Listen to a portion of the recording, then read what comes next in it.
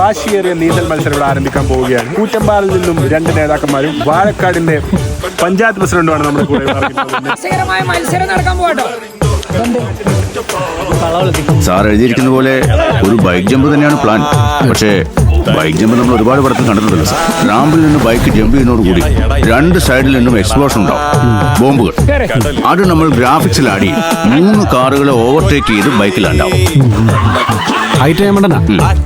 കലക്കും 3 കാറിനിടയിൽ കൂടെ bike explosion കേൾക്കുമ്പോൾ തന്നെ ഞാൻ ചാർജ് ആവും. 5-10 വിളഞ്ഞ ഇനങ്ങൾ വളഞ്ഞ മനങ്ങൾ തെളിഞ്ഞ നിറങ്ങൾ നെഞ്ചിനുള്ളിൽ കേളന്ന് കേളഞ്ഞ